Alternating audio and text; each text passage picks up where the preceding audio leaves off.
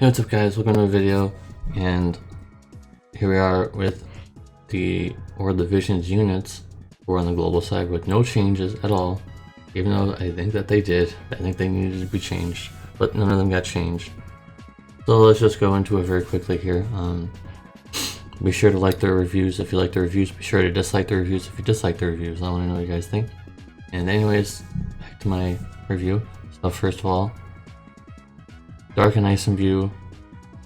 Dark, and it always has like a stigma around it, but Dark isn't so bad. 120% Ice and Peril, only on CD cooldown and also Limit Burst. Not really the most reliable thing in the world, but it is what it is. You know that Gilgamesh has 120%, I'm pretty sure, in his chaining move, but whatever. And also has 200% TDH, which is decent for now, but not so good later. 200% now is okay because of the 300% cap, but eventually there will be a 400% cap, and 200% will seem like just very average. But for now it seems pretty good because all you really need is either 2 Martial Gloves or 1 Cloud TMR, and then you're all set. So there's that. And much like War Hero Raiden, he gets triple cast at the beginning of the fight, so you're having a little head start. You can see it on the optimal rotation. I have 3 moves there because he has triple cast at the start of battle, which is very nice.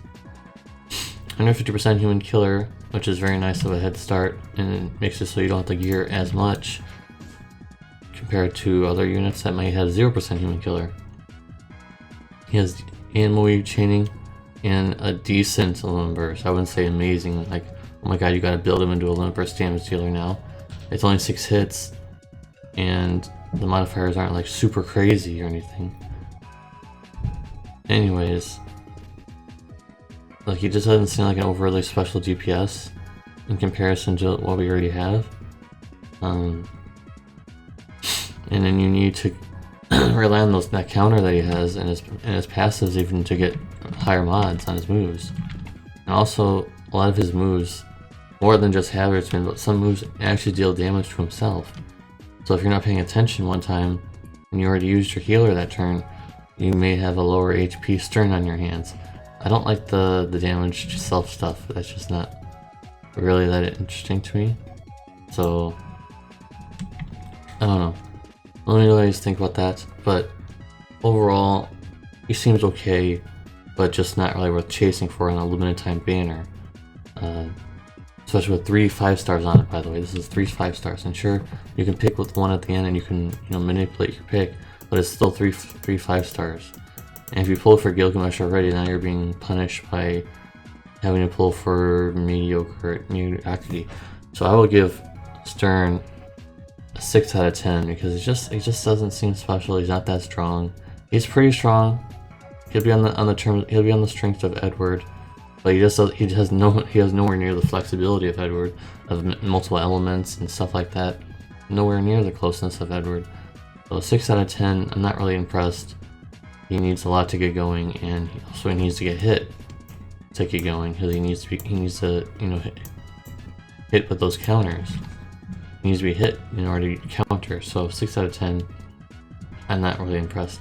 And Kitone, another unit that I'm not really impressed with at all, but it is what it is. She has Earth.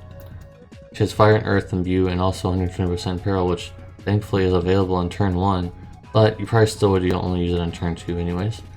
And the thing that I like about this is that she has Stardust Ray and AMOE frames, which makes her so she's a little more flexible in those roles that you need her to be in.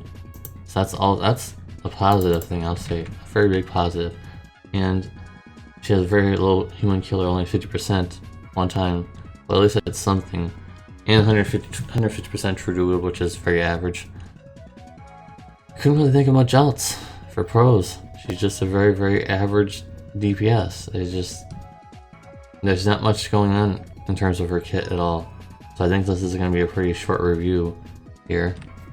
And when I saw my news videos, I don't think many people care about these units anyways, so I think a very small amount of people actually care about this collaboration. And to be fair, that's to be expected. No buffs. So unless you're going for Stern's S-Teamer, I guess, I would just pass on this banner, dude. Like, her S-Teamer is terrible, 25% true to wield when we've had Sora and Riku from Kingdom Hearts have 50%. This is 25. If you equip her S-Teamer, she has 175% true to wield, which is just awful. And there's just nothing special about her at all, but I still wrote a rotation down below. I am just not impressed.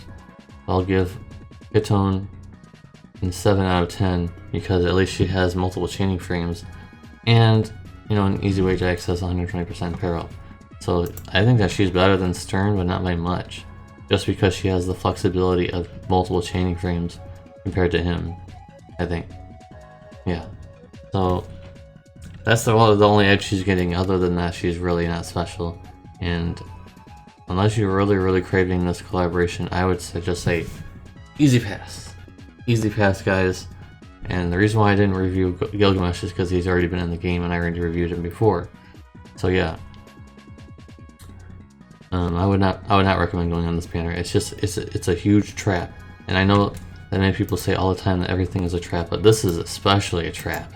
Like, if you want to call anything a trap, this is the time to call it, because it's collaboration. It's like not collaboration. It's the season of celebration, anniversary time.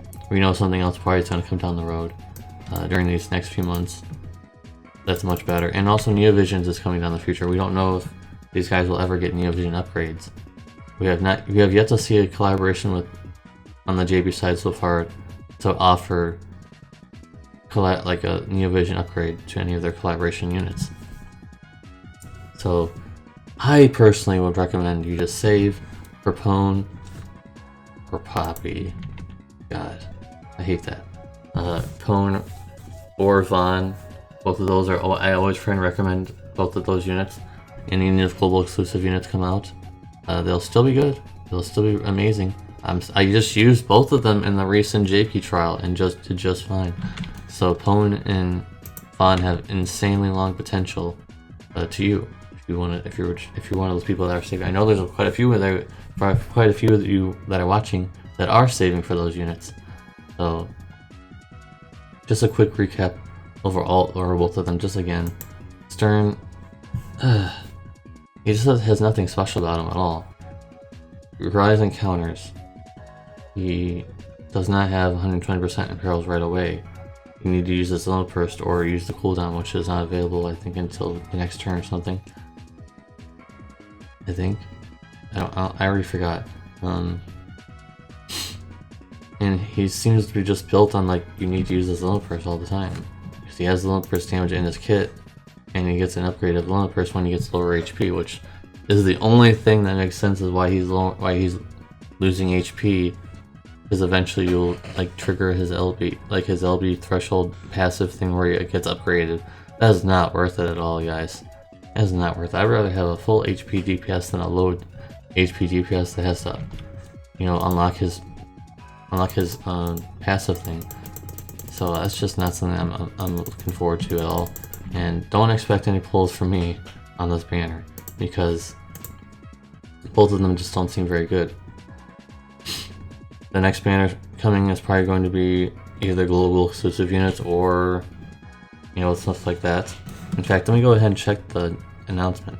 So yeah, there's a King Log on 7-9, which is next week. I mean, it's going to be either Vaughn and Penelo or Ace and Rem. Probably Ace and Rem though. So I mean, look, both of those banners seem way better than this one. So it's just an easy pass for all around, guys. And Pone and Vaughn banners being so close. Although I don't know where Daisy is. Where's Daisy and Pone? Because they should have been here already. They're not coming because the next banner is definitely going to be a King Log because of the special ticket. But the next story event I'm pretty sure is going to be the 16th. Or maybe it's a raid. Could be a raid, but most likely it's going to be a story event, and hopefully it's going to be Pone or Daisy. I don't know at this point, but at the same time, There's gonna be another King Mug on the 23rd, which will probably be either Rem and Ace or Vaughn and Pinello. So that's a huge problem. If they offer them both in the same month, that's a huge problem. So you guys got to pay attention to resources as much as possible. Make sure you're saving for the units that you want to save for, and make sure you have Neovisions in the back of your mind. Should I pull for these units when Neovisions is in the future? Is what you should be thinking. So guys, I just stretched it out until 10 minutes. Oh, I actually made some useful discussion. I did just make a bunch of BS filler. So yeah, thanks for watching, guys. Hope you guys enjoyed. If you watched all the way through, make sure to type in #collab, because this is a super amazing collab, let me tell you what. So #collab will be the keyword for the ending of this video. Thank you guys for watching, and I'll see you guys in the next one. Peace.